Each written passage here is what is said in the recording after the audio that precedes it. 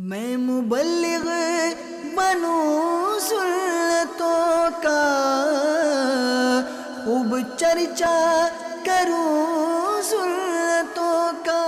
الحمدللہ رب العالمین والصلاة والسلام علی سید المرسلین، اما بعد فاعوذ باللہ من الشیطان الرجیم، بسم اللہ الرحمن الرحیم۔ الصلاة والسلام علیک یا رسول اللہ وعلی آلک واصحابک یا حبیب اللہ۔ الصلاة والسلام علیک یا نبی اللہ وعلی آلک واصحابک یا نور اللہ۔ پیارے اسلامی بھائیو، حضرت ابو طلحہ انصاری رضی اللہ تعالیٰ عنہ فرماتے ہیں، ایک مرتبہ صبح کے وقت اللہ پاک کے آخری نبی رسول ہاشمی صلی اللہ علیہ وسلم کے پرنور چہرے پر خوشی کے آثار ظاہر تھے۔ صحابہ کرام علیہم الرضوان نے اس کا سبب پوچھا تو فرمایا کہ اللہ پاک نے پیغام بھیجا ہے۔ کیا اللہ پاک نے پیغام بھیجا ہے کہ اے محبوب صلی اللہ علیہ وآلہ وسلم، آپ کا امتی آپ پر ایک مرتبہ درود پاک پڑھے گا، میں اس کے لیے 10 نیکیاں لکھوں گا، اس کے 10 گناہ مٹا دوں گا، 10 درجات بلند فرماؤں گا اور اتنی ہی رحمت بھیجوں گا۔ صلو علی الحبیب صلی اللہ تعالی علی محمد صلی اللہ علیہ وسلم۔ تو پیارے اسلامی بھائیو، خوب درود و سلام پڑھنا چاہیے، بڑی برکتیں ہیں اس کی۔ وقت تو ہوتا ہی ہے، اصل ہے وقت کا استعمال۔ ابھی ایک اسلامی بھائی نے بتایا، کراچی ہی میں وہ ایک جگہ سے دوسری جگہ اپنی گاڑی میں جا رہے تھے، انہوں نے ماشاءاللہ وہ جو تسبیح ہوتی ہے کاؤنٹر وہ نکال لیا اور گاڑی بھی چلا رہے تھے، اور اپنی تسبیح کو یوں پہن لیا انگلی میں، اور رک کے وہ گاڑی چلاتے رہے، پڑھتے رہے۔ گاڑی میں اتنا پرابلم نہیں ہوتا چلانے میں، اسپیشلی آٹومیٹک گاڑی ہو تو۔ اب 20 سے 25 منٹ کا راستہ تھا، گاڑی چلاتے رہے، درود پڑھتے رہے۔ اب گاڑی چلانے کے دوران تو نہیں دیکھا، لیکن جب جہاں پہنچنا تھا وہاں پہنچ کر جب دیکھا کہ الحمدللہ میں دیکھوں تو صحیح کہ میں نے کتنے درود پاک پڑھ لیے، تو اللہ کی رحمت سے انہوں نے اس سفر کے دوران تقریباً 300 مرتبہ درود پاک پڑھ لیے تھے۔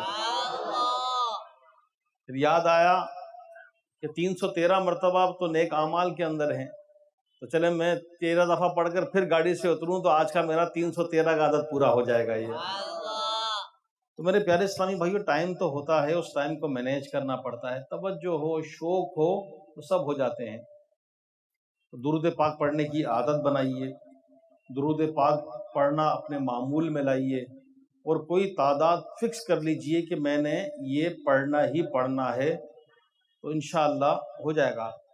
تعداد اور کون سے ٹائم پڑھنا ہے، اگر ٹائم فریم میں نہیں لیں گے تو کبھی کس ٹائم پڑھا نہیں پڑھا رہ جائے گا۔ نیک اعمال ہے تو اس کا بھی جائزہ لیا جاتا ہے کہ آج میرے نیک اعمال کون سے، تو اس کا بھی وقت مقرر کر لیں، مغرب کے بعد یا رات سونے سے پہلے۔ تلاوت قرآن کرنی ہے تو کتنا پڑھنا ہے اور کب پڑھنا ہے، یہ فکس کر لیجئے۔ الحمدللہ ہمارا دین اسلام تو ویسے ہی ہمیں ٹائم کی پابندی سکھاتا ہے، ہر نماز اپنے ٹائم میں۔ اسی طرح حج کا اپنا ایک ٹائم ہے، قربانی کا اپنا ایک ٹائم ہے، سحری افطاری کرتے ہیں اس کا اپنا ایک ٹائم ہے، تو ہر چیز کا اپنا ایک ٹائم ہے۔ تو کسی نے خوب کہا کہ ٹائم مینجمنٹ پہ لوگ بڑے بڑے لیکچر دیتے ہیں، بڑی بڑی موٹیویشنل اسپیچز کرتے ہیں۔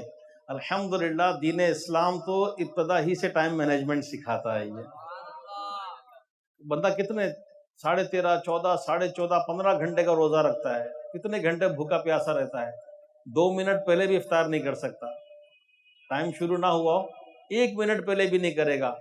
تو اللہ کی رحمت سے دین اسلام تو ہمیں منٹس کے حساب سے، سیکنڈ کے حساب سے ٹائم مینجمنٹ سکھا رہا ہے۔ سحری کا وقت ختم، اگر کچھ نہیں کھا سکے تو صرف پانی ہی پیا، ٹائم ختم۔ اب کتنی ہی نعمتیں سامنے رکھی ہوں، اب مسلمان نہیں کھائے گا پیے گا، کہ چلو 5 منٹ کہتے ہیں نا، 5 منٹ تو لیٹ ہوا ہوں، کیا بڑی بات ہے، لیکن وہاں ٹائم ختم تو ختم، خلاص۔ الحمدللہ کیسی ٹائم مینجمنٹ ہے۔ فجر اپنے ٹائم کے اندر پڑھنی ہے، ہر نماز کا ایک ٹائم۔ تو کسی نے کیا خوب کہا کہ جو وقت کا پابند نہیں ہے وہ کوئی بڑا کام نہیں کر سکتا، کیونکہ وقت ہمارے کنٹرول میں ہے، ہم وقت کے کنٹرول میں نہیں ہے۔ یعنی ٹائم تو اپنا چل ہی رہا ہے، کسی نے یوں بھی کہا کہ جو دنیا کے کامیاب لوگ ہیں، سکسیس لوگ ہوتے ہیں، بڑے بڑے کام کر جاتے ہیں، تو جو دنیا میں بڑے کام کرتے ہیں ان کے لیے 30 گھنٹے کا دن نہیں ہوتا کہ یہ بڑے لوگ ہیں تو ان کو 6 گھنٹے اضافی مل گئے، نہیں، وہی 24 آورس 24 گھنٹے کا دن ہے۔ جنہوں نے بڑے بڑے کام کیے، عالم بن گئے، مفتی بن گئے، حافظ بن گئے، ان کے لیے بھی 24 گھنٹے کا دن۔ جنہوں نے کچھ قرآن نہیں پڑھا ان کے لیے بھی 24 گھنٹے کا دن۔ پچھلے دنوں ایک پوسٹ آئی، غالباً کراچی ہی کی تھی، شاید جامعۃ المدینہ کے ایک طالب علم تھے، ان کے بارے میں آیا کہ یہ ڈیلی 6 پارے پڑھتے ہیں قرآن کے۔ ہم سے تو 6 پتہ نہیں لائنیں یا 6 پیپر پرچے بھی پڑھے جاتے ہیں کہ نہیں پڑھے جاتے، پڑھنے والے پڑھتے ہیں۔ ایک بزنس مین سے میرے ملاقات ہوئی، وہ بیرون ملک تھے، وہاں سے پاکستان آئے، بڑا ان کا بزنس ہے، اس کو کہتے ہیں نا اربوں پتی آدمی۔ وہ آئے، ان کو ایئرپورٹ سے لیا، پھر دیگر معمولات سے فارغ ہوئے، کھانا وانا کھایا۔ اب 11:30 کے آس پاس ٹائم ہو گیا، بندہ سفر کر کے آتا ہے، ویسے کنیکٹڈ فلائٹ، ایئرپورٹ کے ایشوز، بندہ تھکا ہوتا ہے، سفر سے 1-2 دن پہلے ویسے ہی آرام نہیں ہوتا، تو ان کے چہرے سے لگ رہا تھا کہ بہت تھک گئے۔ بندہ جب بیٹھا ہوتا ہے تو مروتاً کوئی کہتا نہیں کہ بھائی آپ جائیں، میں نے سونا ہے، تو ان کے فیس امپریشن سے میں نے یہ فیل کیا کہ شاید اب ان کو ریلیکس دینا چاہیے۔ میں نے کہا آپ آرام کر لیں، تو فوراً انہوں نے دعوت قبول کر لی، جی ٹھیک ہے۔ میں جہاں ان کو آرام کرنا تھا چھوڑ دیا، تو میں جو ہے اپنے دیگر کام میں لگ گیا جو میں نے کرنا تھا۔ تو ظاہر بات ہے وہ اپنے روم میں چلے گئے۔ اگلے دن ملاقات ہوئی، تو بندہ ویسے ہی بھائی خیریت سے ہیں، آرام وغیرہ ہوا، کچھ فریش ہوئے۔ میں نے کہا لائٹ آپ کی رات دیر تک جل رہی تھی، کیا ہوا؟ تھکے ہوئے تھے، لیٹتے ہی نیند آ گئی کیا؟ اندھیرے سے ڈر ور لگتا ہے؟ ایسے میں خوش طبعی کرنے لگا دل جوئی کے لیے۔ تو کہہ رہے تھے کہ میرا الحمدللہ علی بھائی قرآن پاک کی چند صورتیں میرا پڑھنے کا معمول ہے، اور میں ڈیلی تلاوت قرآن کرتا ہوں۔ تو آج میں سفر میں تھا تو اس طرح تلاوت قرآن کر نہیں پایا، اور رات کی میری صورتیں رہ گئی تھی، تھکن تھی، میں لیٹا، لیکن بے چینی تھی طبیعت میں کہ آج کا قرآن نہیں پڑھا میں نے، آج کی تلاوت نہیں کی۔ تو اللہ کی رحمت سے میں تلاوت کرنے بیٹھا، تقریباً 1 بجے تک پڑھتا رہا، اس سے مجھے خود بخود سکون ملتا رہا اور میں فریش ہوتا رہا۔ تو یہ عادت بنانے پر ہے۔ کوئی موبائل پر ویڈیوز دیکھ کر فریش ہوتا ہے، کوئی کھا پی کر فریش ہوتا ہے، کوئی ہنسی مذاق کر کے فریش ہونے کی کوشش کرتا ہے، اور اللہ کے نیک بندے تلاوت قرآن کرتے ہیں تو ان کو سکون ملتا ہے، کیوں نہ ملے، یہ رب کا کلام ہے یہ۔ تو ان کی طبیعت میں، ان کی عادت میں کوئی عمل مستقل کیا جائے تو وہ عادت بن جاتا ہے۔ تو ہم سے عبادت، تلاوت، ذکر و اذکار جو کرتے ہیں وہ کرتے ہیں، نہیں کرتے نہیں کرتے۔ تو پچھلے دنوں ایک مدنی اسلامی بھائی سے میری بات ہو رہی تھی، تو فرما رہے تھے کہ یار کسی بھی چیز کو عادت بنائیں، اور ایسے بات چل رہی تھی تلاوت کی عادت کیسے بنائیں۔ تو انہوں نے زمزم بھائی رحمۃ اللہ تعالیٰ علیہ کا ایک انداز بتایا کہ جو کام کرنا ہے کوشش کریں کسی نماز سے منسلک کر لیں اس کو۔ نماز تو پڑھنی ہے الحمدللہ، اور جب تک وہ کام نہ ہو صف سے اٹھیں نہیں، ایسی جگہ بیٹھیں بالفرض کہ میں نے 50 دفعہ درود پڑھنے ہیں، کتنا ٹائم لگے گا؟ 5 منٹ 7 منٹ، تو بیٹھ جائیں، 5 منٹ درود پڑھ کے ہی اٹھیں۔ اسی طریقے سے جن بزنس مین کا میں نے بتایا، الحمدللہ جب ان سے بات ہوئی کہ ماشاءاللہ پڑھتے ہیں، تو کہتے ہیں الحمدللہ میں کوشش کرتا ہوں کہ 2 پارے ڈیلی پڑھ لوں، یہ دیگر صورتوں کے علاوہ، بزنس کے علاوہ، ٹریولنگ کے علاوہ، فیملی میٹرز کے علاوہ۔ اور پھر کچھ 2-3 دن میں ساتھ رہا ان کے، تو میں نے پریکٹیکلی ان کا یہ عمل دیکھا کہ جیسے کہیں فارغ ہوتے یا گاڑی میں کہیں 4 ویل میں جا رہے ہیں، کہیں بیٹھے ہیں یا کسی کے انتظار میں بیٹھے ہیں، تو اپنا موبائل نکالتے۔ اچھا یہ تو بیماری، جس کو بیماری ہے، جس کو اچھا کام کرنا اس کو تو بیماری نہیں کہیں گے، لیکن موبائل ہاتھ میں لینا، بار بار چیک کرنا ایک ہوتا ہے، دیکھو ذرا کیا ہے، میسیج ہے، بھلے میسیج نہ آیا ہو لیکن دیکھتا ضرور ہے۔ انہوں نے بھی موبائل نکالا، تو میں نے اچھا ہی گمان کیا کہ شاید اپنے میسیجز چیک کریں گے۔ انہوں نے کہا علی بھائی گاڑی آپ چلا رہے ہیں تو میں فارغ بیٹھا ہوں تو میں کچھ پڑھ لوں۔ میں نے کہا چلیں پڑھ لیں، اچھی بات ہے۔ تو الحمدللہ کوئی آدھے گھنٹے کا سفر تھا، اس میں وہ تلاوت قرآن ہی کرتے رہے بیٹھ کے موبائل پر۔ تو اس میں صراط الجنان کی تفسیر بھی ہے، اس میں قرآن پاک ڈاؤن لوڈ کر لیں۔ ابھی پچھلے دنوں میں نے کتاب ایک شروع کی، فرض علوم سیکھیے گا۔ اب کتاب تو تھی گھر میں بھی رکھ لی، آفس میں بھی رکھ لی، لیکن اب سفر میں کیسے پڑھیں، تو اب اس میں ڈاؤن لوڈ کر لی۔ اب الحمدللہ جب موقع ملتا ہے تو اس میں نکال کر پڑھ لیں۔ یہ یعنی اگر کرنا چاہیں تو موقع بہت ہیں یہ۔ کریں گے انشاءاللہ۔ ان مدنی اسلامی بھائیوں نے ایک بڑی پیاری بات سمجھائی، سیکھنا چاہیے بندے کو۔ بولا جب ہمیں جوش چڑھتا ہے نا تو راتوں رات تمام منازل طے کرنا چاہتے ہیں کہ آج تو تلاوت بھی کرنی ہے، 1200 مرتبہ درود بھی پڑھنا ہے، تو ایک ہوتا ہے کہ آج تو بھی کوئی ساری منازل درجات بلند کر لینے آج۔ تو عمل قلیل ہو لیکن مستقل ہو، تھوڑا عمل ہو استقامت کے ساتھ ہو۔ اللہ کی بارگاہ میں یہ بہت پسندیدہ عمل ہے کہ جو مستقل بنیادوں پر کیا جائے۔ ہماری کیفیت یہی ہے، جب چڑھتی ہے تو ایسی چڑھتی ہے، آج رات بھی رکنا ہے، آج سحری بھی کرنی ہے، پھر غائب ہونا ہے تو پورے 6-8 اجتماع غائب ہو جانا ہے۔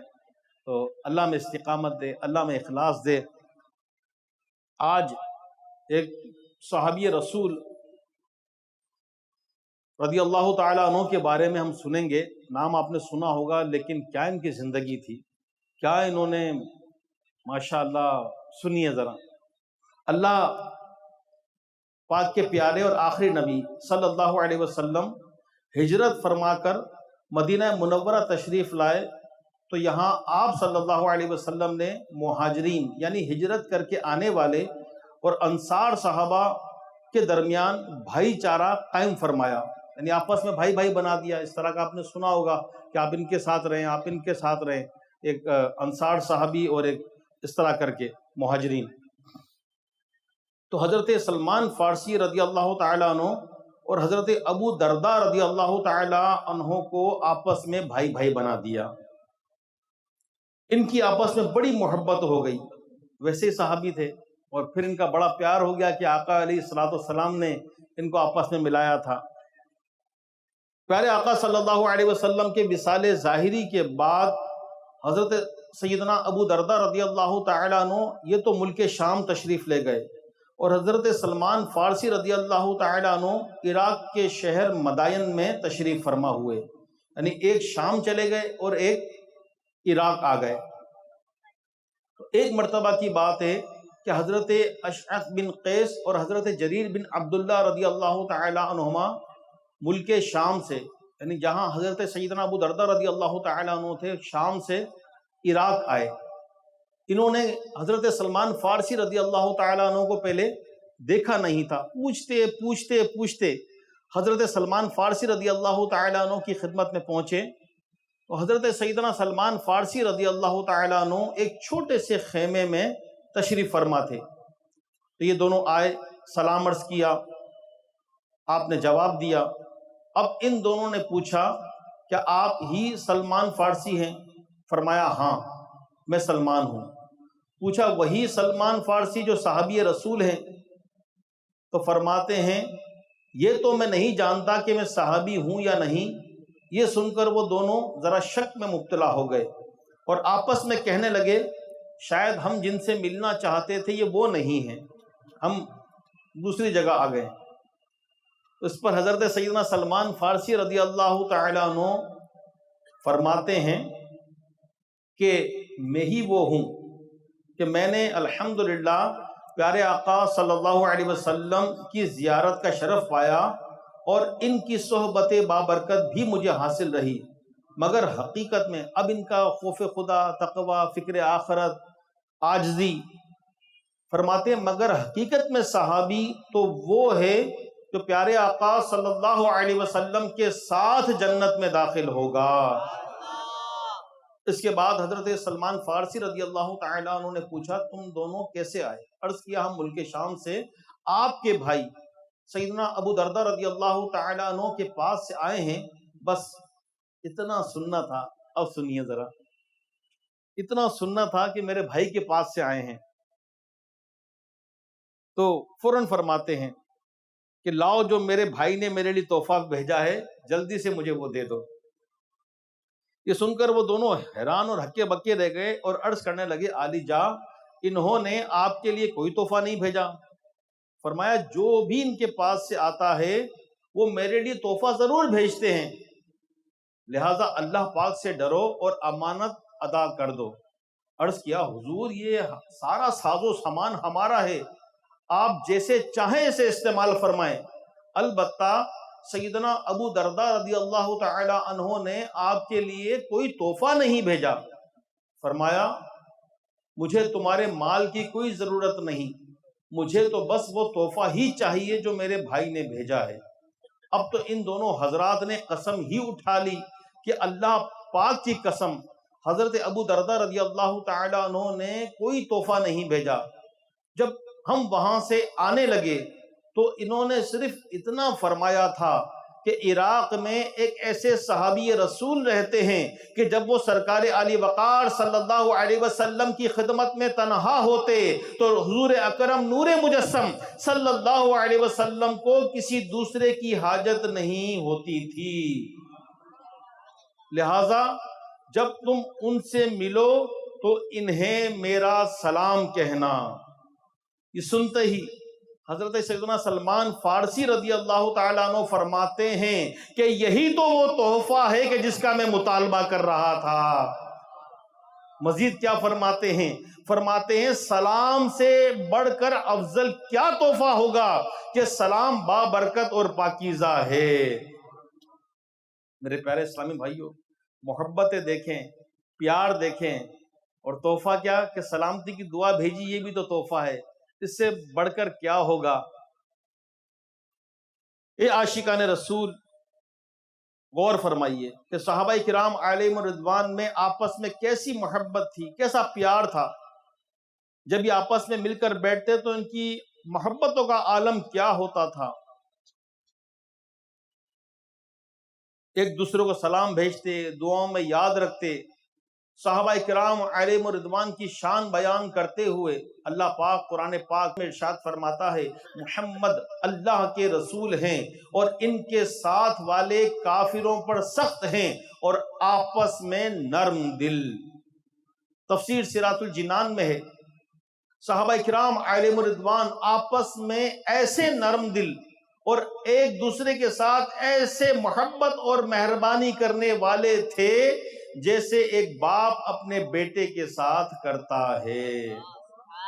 پیارے اسلامی بھائیوں، صحابہ کرام علیہم الرضوان کے اس مبارک انداز میں ہمارے لیے نصیحت بھی ہے۔ ہمیں چاہیے کہ ہم بھی اپنے مسلمان بھائیوں کی نفرت، بغض و کینہ یعنی پوشیدہ دشمنی ہرگز دل میں نہ آنے دیں، اپنا سینہ صاف رکھیں اور اپنے مسلمان بھائیوں سے صرف اور صرف اللہ پاک کی رضا کے لیے محبت کیا کریں۔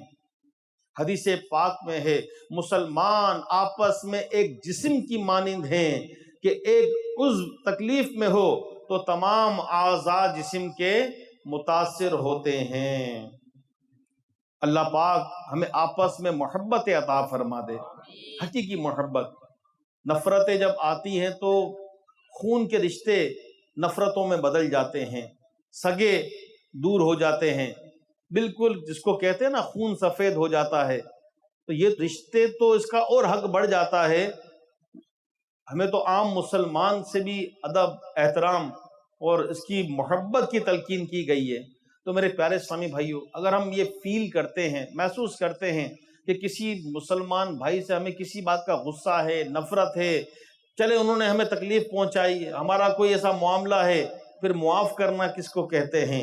حسن اخلاق کس کو کہتے ہیں؟ پیار کسے کہتے ہیں؟ اللہ کی رضا کے لیے معاف کر دیں اور حقیقی پیار کرنے والے بن جائیں۔ حضرت سلمان فارسی رضی اللہ تعالیٰ عنہ کا دلچسپ اور سبق آموز واقعہ ہم نے سنا۔ اس میں غور فرمائیے کہ جب حضرت اشعث بن قیس اور حضرت جریر بن عبداللہ رضی اللہ تعالیٰ عنہما نے حضرت سلمان فارسی رضی اللہ تعالیٰ عنہ سے پوچھا کہ آپ صحابی ہیں، تو کیا فرماتے ہیں؟ یعنی عاجزی کے طور پر، خوف خدا کے طور پر، فکر آخرت کے طور پر، حالانکہ یقیناً آپ صحابی ہیں، کہ مجھے کیا معلوم کہ آخرت میں آقا کے ساتھ جنت میں ہوں گا نہیں ہوں گا۔ جس طرح کئی ایسے واقعات ہیں کہ میرا خاتمہ کیسے ہوگا، کیا ہوگا۔ تو اللہ ان سچوں کے صدقے ہمیں بھی حقیقی خوف خدا عطا فرما دے۔ میرے پیارے اسلامی بھائیوں، اس میں سلام کا بھی ذکر ہے، ہم بھی یہ عادت بنائیں۔ اللہ کی رحمت سے ہمارے یہاں کافی حد تک یہ معمول ہوتا ہے کہ یار میرا سلام کہہ دیجیے گا۔ تو دل جوئی، عیادت، تعزیت، خیر خیریت یہ اپنی عادت میں بنائیں۔ آج کل تو کمیونیکیشن بہت فاسٹ ہو گیا ہے، موبائل فون آ گئے ہیں، میسیجز آ گئے ہیں، واٹس ایپ آ گئے ہیں، ویڈیو کالنگ آ گئی ہے، تو بہت ساری برکتیں ہم لے سکتے ہیں۔ مجھے اس پر ایک واقعہ یاد آیا. بنگلہ دیش میں تھا، عبد الحبیب بھائی بھی آئے ہوئے تھے. ایک جگہ بیان تھا، ظاہر بات ہے بندہ سارا دن ملاقاتیں بیان میں ہم تھے، تو رات فارغ ہو کر ایک جگہ ہم آ گئے. دیر ہو گئی تھی، تھک گئے تھے. ایک روم میں ہم ٹھہرے تھے، تو اس وقت یہ واٹس ایپ وغیرہ نہیں تھا. تو عبد الحبیب بھائی نے کہا کہ علی بھائی تھوڑی دیر کے لیے اگر میں تھوڑا سا مجھے فری کر دیں. سب اسلامی بھائی تھے تو روم سے باہر آ گئے. کچھ دیر بعد عبد الحبیب بھائی سب میں آ کے بیٹھ گئے. تو کہتے ہیں کہ اس وقت اسکائپ پر ویڈیو کال ہوتی تھی نا، اب بھی ہوگا لیکن اب تو دیگر ورژن آ گئے ہیں. تو عبد الحبیب بھائی کہتے ہیں میں کوشش کرتا ہوں کہ جہاں جاؤں روزانہ، والدین ان کے حیات تھے، اللہ ان کی بے حساب مغفرت فرمائے. والد اور والدہ دونوں دنیا سے رخصت ہو گئے، اللہ ان کو بخشے، بے حساب ان کے درجات بلند فرمائے. کہ جن کے بیٹے نے دین کا کتنا بڑا کام سنبھالا ہوا ہے، ماشاءاللہ کیسے خوش نصیب ماں باپ ہیں. تو کہتے ہیں کہ آج مجھے جو ملا ہے میرے پیر و مرشد کا اور میرے والدین کا صدقہ ہے. تو اتنی سہولیات ہے، میں دنیا والوں سے ملوں، سب سے ملوں، جاؤں اور اپنے والدین سے نہ ملوں. تو میں کوشش کرتا ہوں جہاں جہاں سے کنیکٹ ہو سکوں روزانہ، اگر فزیکل ہوں تو جا کر، ورنہ ویڈیو کے ذریعے جب یہ سہولت موجود ہے تو والدین کی دعا لے لوں، سلام دعا کر لوں. تو ابو سے الگ، امی سے الگ، اور دونوں ساتھ ہوتے ہیں تو مشترکہ. میں کوشش کرتا ہوں روزانہ، میں نے اپنے معمولات میں ڈالا ہوا ہے جن کے والدین حیات ہیں ان کی زیارت بھی کریں، خدمت بھی کریں. ورنہ پھر ایسا نہ ہو کہ ان سے ملنے قبرستان جانا پڑے، قبر پر جا کر باتیں کرنا پڑے کہ ابو آپ نظر نہیں آتے، امی آپ چھوڑ کے چلی گئی. تو ماں اور باپ یقین کریں واللہ بہت بڑی نعمت ہے. داڑھی سفید ہو جائے، مہندی وغیرہ لگا کر لال کر لیں، بچے ہو جائیں، بچوں کے بچے ہو جائیں، نانا دادا بن جائیں، خود بڑھاپے کی منزل پر پہنچ جائیں. لیکن جب لفظ ماں آتی ہے اور ماں پاس نہ ہو تو دل ہل جاتا ہے. ماں کے ساتھ گزارے ہوئے وہ لمحات یاد آ جاتے ہیں. باپ کہتے ہیں کہ باپ چلا جائے تو ایسا لگتا ہے کہ جس گھر میں رہ رہا ہوں اس کی چھت ہٹ گئی، چھت نہیں ہے، سایہ نہیں ہے میرے اوپر.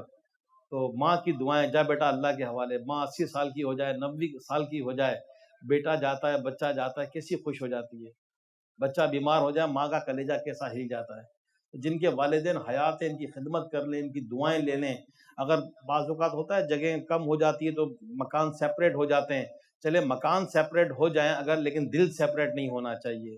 مکان میں بعض اوقات گنجائش نہیں ہوتی کہ چلیں تقسیم ہو گئے، لیکن مکان میں گنجائش ہو نہ ہو، دلوں کی گنجائش ختم نہیں ہونا چاہیے. دل تقسیم نہیں ہونا چاہیے، سوچ تقسیم نہیں ہونا چاہیے. ان کو بوجھ نہ سمجھے. بلکہ پچھلے ہی دنوں کی بات ہے، ایک جاننے والے نے بتایا کہ ان کی ماں بیمار، ماں شاید کوئی 70+ ایج ہو گئی ہوگی، بستر سے لگ گئی. اب کوئی بچہ، کوئی بچی رکھنے کے لیے تیار نہیں. آخر کار کوئی نرس جو ملتی ہے اس کو رکھا کہ ڈے میں الگ، نائٹ میں الگ. پیسہ ہے، پیسہ دے دیں گے، ہم خدمت نہیں کریں گے، ٹائم نہیں ہے. اس ماں نے کس طرح سینے سے چمٹا کے رکھا، اس ماں نے کیسے انگلی پکڑ کر چلنا سکھایا، اس ماں نے اپنے منہ کے لقمے کھلائے کہ پہلے میرا بچہ جو ہے وہ کھا لے. خود بھوکی رہ جاتی، خود ٹھنڈ میں رہ جاتی، لیکن اپنے بچوں کو کھلاتی. آج ماں بڑھاپے کی منزل پر پہنچ گئی، بیمار ہے، بستر سے لگ گئی ہے، اولاد کے پاس ٹائم نہیں. تو چلیں اب جیسا معاملہ ہے، اللہ تو دل کو حال جانتا ہے، نیتیں جانتا ہے. لیکن یہاں تک مجھے ایک نے کہا کہ وہ فلاں جگہ سے پیغام آیا ہے، اب ماں چل پھر نہیں سکتی ہے، کھا پی نہیں رہی ہے، اور بیچاری بڑی آزمائش میں، تکلیف میں ہے. بس دعا کرو کہ اللہ ان کی مٹی ٹھنڈی کر دے، اللہ ان پہ آسانی کر دے. یعنی سیدھے سیدھے ڈائریکٹ لفظ نہیں بول رہے کہ دعا کریں جلدی چلی جائے گی. دعا کریں کہ مٹی ٹھنڈی ہو جائے، اس کے لیے آسانی ہو جائے. اب ہمیں کیا پتا کس میں آسانی ہے. کبھی کسی ماں یا باپ کو دیکھا کہ بچہ معذور ہے، بچے کے پاؤں لٹک رہے ہیں، پاؤں کام نہیں کر رہے، وہ بالکل معذور ہو گیا بچہ. اس معذور بچے کے لیے میں نے آج تک نہیں سنا، میری 50 سال سے زیادہ عمر ہو گئی ہے، کہ کسی ماں یا باپ کی طرف سے پیغام آیا ہو کہ میرا بچہ معذور ہے، ویل چیئر پر آ گیا ہے، اس کو یورین بیگ لگا ہوتا ہے، کیتھیٹر لگا ہوتا ہے، دعا کرو اس کے لیے آسانی ہو جائے، اس کی مٹی ٹھنڈی ہو جائے. لیکن جب ماں باپ خدا نخواستہ اس کیفیت میں پہنچتے ہیں تو اولاد کچھ مہینوں میں، کچھ ہفتوں میں بیزار ہو جاتی ہے. سب ایسے نہیں ہوتے، سعادت مند بھی ہیں، لیکن ایسے واقعات بکثرت سننے میں آتے ہیں. 4 یا پتہ نہیں 6 بیٹوں کی ماں بیمار ہوئی، بیٹے ایک دوسرے پہ ڈالنے لگے، تو سنبھال لے بھائی، تجھے پتہ ہے میری جاب، تو سنبھال لے، تجھے پتہ ہے میری بزنس، بھائی تو سنبھال لے، تجھے پتہ ہے میری بیوی کا مزاج ایسا، تو سنبھال لے، میرے بچوں کی پڑھائی متاثر ہوتی ہے. ایک دوسرے پہ ڈالتے ڈالتے ڈالتے ڈالتے آخرکار بیٹی لے گئی، جو اس کو کہتے ہیں نا بیٹی پرائی ہے، کہ میری ماں ہے کہ فٹ بال ایک دوسرے پر ڈال رہے ہیں. یہ تو سنبھال لے، تو سنبھال لے، تو سنبھال لے۔ اسی نے پڑھا لکھا کر کہاں پہنچایا، آج 4-6 بیٹے مل کر ایک ماں کو نہیں سنبھال پا رہے، باپ کا انتقال ہو گیا، لیکن جو ہے وہ اس ماں نے 6 بچوں کو، 6 بیٹوں کو پالا، اتنی بیٹیوں کو پالا، اور ایک دن بھی نہیں کہا کہ کوئی اس کو اور سنبھال لے، بلکہ کچھ لمحات کے لیے بچے دور ہوتے ہیں، بچے والے جانتے ہیں کہ دل بے چین ہو جاتا ہے، بچے نظر نہیں آ رہے۔ تو اللہ ہماری کیفیت سلامت رکھے۔ جو خدمت کرتے ہیں سعادت مندے، بالآخر ماں اسپتال میں ایڈمٹ ہوئی اور مر گئی، اب رو رہے ہیں کہ ماں کی خدمت نہیں کی، چلی گئی ماں، اب قبرستان جا کے قبر کی زیارت کر لیں، اب ماں کی چیزیں دیکھ دیکھ کے رو رہے ہیں کہ یہ ماں کا بیڈ تھا، یہ ماں کی گھڑی تھی، یہ ماں کی فلاں چیز تھی، جب زندہ تھی تو اس کی قدر نہ کی، اب اس کی چیزوں کو دیکھ دیکھ کر ماں کو یاد کر رہے ہیں۔ تو بہرحال دنیا سے جانا ہی ہے، موت کا ایک وعدہ ہے، تو ایصال ثواب بھی کریں، یہ بھی والدین سے محبت کا ایک ذریعہ ہے، اور نیک اولاد بہترین صدقہ جاریہ ہے، نیک اولاد۔ تو اللہ ہمیں نیکیوں کی توفیق عطا فرمائے، اللہ ہمیں اچھا بنا دے، نیک بنا دے، متقی اور پرہیزگار بنا دے۔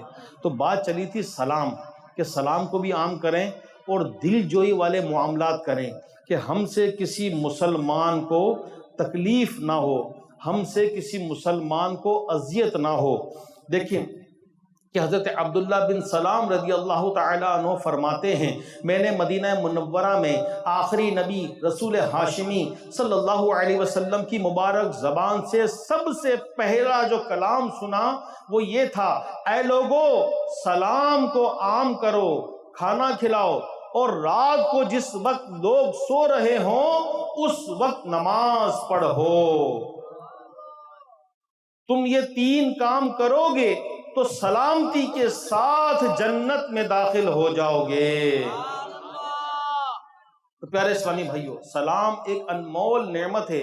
اللہ پاک نے سلام میں ایک ایسی کمال تاثیر رکھی ہے کہ ہم سلام کرتے ہیں مگر اس کا اثر دل پر جاتا ہے۔ سلامتی کی دعا ہے نا، جب سلام کرتے ہیں، سلام کو عام کریں گے، سلام کرنے کی عادت بنائیں گے تو انشاءاللہ اس کی خوب برکتیں ملیں گی، ثواب بھی ہے۔ پیارے آقا صلی اللہ علیہ وسلم نے فرمایا، تم اس وقت تک جنت میں داخل نہیں ہو سکتے جب تک ایمان نہ لے آؤ، اور تم اس وقت تک کامل مومن نہیں ہو سکتے جب تک آپس میں محبت نہ کرو۔ پھر فرمایا، کیا میں تمہیں وہ بات نہ بتاؤں جس پر عمل کر کے تمہاری آپس میں محبت بڑھ جائے؟ تو ارشاد فرمایا، آپس میں سلام کو عام کرو۔ تو اللہ پاک ہمیں عمل کی توفیق عطا فرمائے۔ صلو علی الحبیب صلی اللہ تعالی علی محمد۔ بعض اوقات لوگ سلام کا بھی کہتے ہیں کہ فلاں کو میرا سلام کہہ دینا، مدینے جاتے ہیں تو کہتے ہیں آقا علیہ الصلوۃ والسلام کی بارگاہ میں سلام کہنا۔ تو اگر ہم نے کسی سے یہ کہہ دیا کہ ہاں میں سلام کہہ دوں گا تو اب سلام پہنچانا واجب ہو گیا۔ تو یہ کہہ سکتے یاد رہا تو میں کہہ دوں گا، اور یہ بھی ایک اچھی عادت ہے، پھر میرا سلام کہیے گا۔ اور اب پہلے تو موبائل کا دور نہیں تھا تو لوگ فزیکلی ملتے تھے، جب رخصت ہوتے تو کہتے یار گھر والوں کا سب کو سلام کہیے گا، میرا دعاؤں کا کہیے گا۔ تو سلام کو عام کرنا چاہیے۔ مزید حضرت سلمان فارسی رضی اللہ تعالیٰ عنہ کے بارے میں سنیے، آپ اسلام کے سچے شیدائی، بہت صبر کرنے والے، ہر حال میں ثابت قدم رہنے والے، بہت نیک، عقل مند، ماہر علم دین اور اسلام کا پرچم بلند کرنے والے تھے۔ آپ فارس یعنی ایران کے رہنے والوں میں سے سب سے پہلے اسلام قبول کرنے والے بھی تھے، اسی لیے آپ کا نام سلمان، اور فارس کے رہنے والے کی وجہ سے سلمان فارسی کہلایا گیا۔ آپ کی عمر کے بارے میں تو بتایا کہ آپ نے بہت لمبی عمر پائی، روایت کے مطابق آپ 250 سال سے زیادہ دنیا میں تشریف فرما رہے، بلکہ یہاں تک کہ حضرت سیدنا سلمان فارسی رضی اللہ تعالیٰ عنہ کے بارے میں آتا ہے کہ آپ نے حضرت عیسیٰ علیہ السلام کے حواری یعنی عیسیٰ علیہ السلام کے جو رفقا تھے، صحابہ تھے، ان کی بھی زیارت کی تھی۔ ان کے بارے میں مزید آتا ہے کہ حضرت سلمان فارسی رضی اللہ تعالیٰ عنہ فارس کے شہر اصفہان کے رہنے والے تھے۔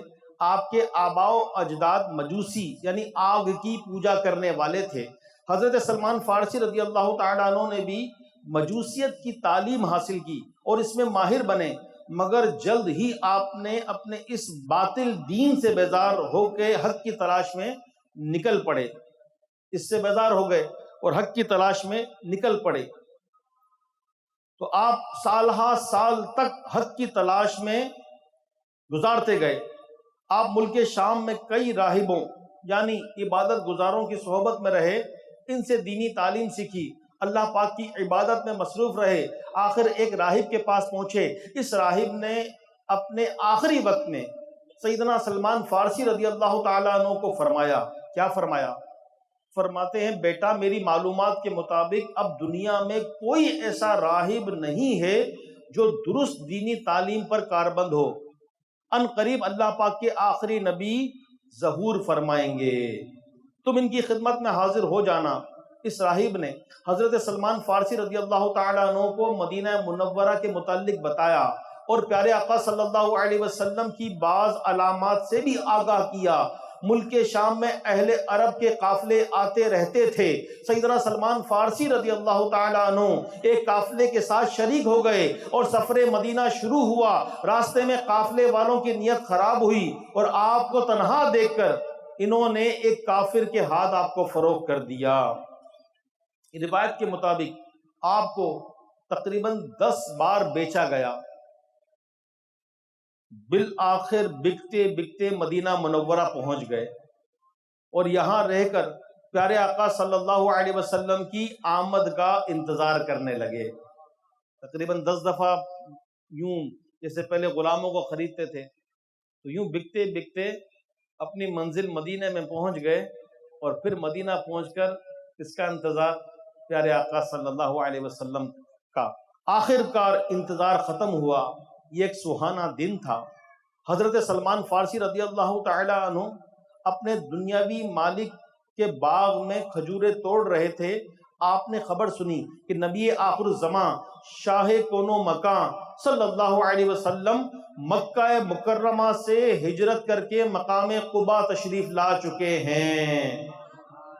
اس خبر نے عشق کی شمع مزید روشن کر دی اور حضرت سلمان فارسی رضی اللہ تعالیٰ عنہ کا دل بے قرار ہو گیا۔ برسوں جس آقا کا انتظار کیا، جس کے دیدار کی خاطر بار بار بکے، میلوں میل کا سفر کیا، اب وہ آقا دو عالم کے داتا تشریف لا رہے ہیں۔ اللہ اللہ، دل بے قرار ہے، مزید صبر دشوار ہے اور اب آپ گن گن کر گھڑیاں گزار رہے ہیں کہ وہ لمحات کب آئیں گے کہ میں جلوائے مصطفیٰ دیکھوں گا۔ آخر وہ وقت بھی آ ہی گیا کہ دلوں کے چین سلطان کونین صلی اللہ علیہ وآلہ وسلم مدینہ منورہ تشریف لے آئے۔ مدینہ پاک کی گلیوں میں عید کا سما ہے، ہر طرف نور ہی نور ہے، خوشیاں ہی خوشیاں ہیں۔ موقع پا کر حضرت سلمان فارسی رضی اللہ تعالیٰ عنہ بھی حاضر خدمت ہو گئے۔ اس راہب نے جو نشانیاں بتائی تھی وہ دیکھیں، سب نشانیاں پوری تھی، چنانچہ فوراً کلمہ پڑھ کر پیارے آقا کی غلامی اختیار فرما لی۔ غلامی میں آ گئے۔ کیا لمحات ہوں گے، کیا کیفیت ہوگی ان کی۔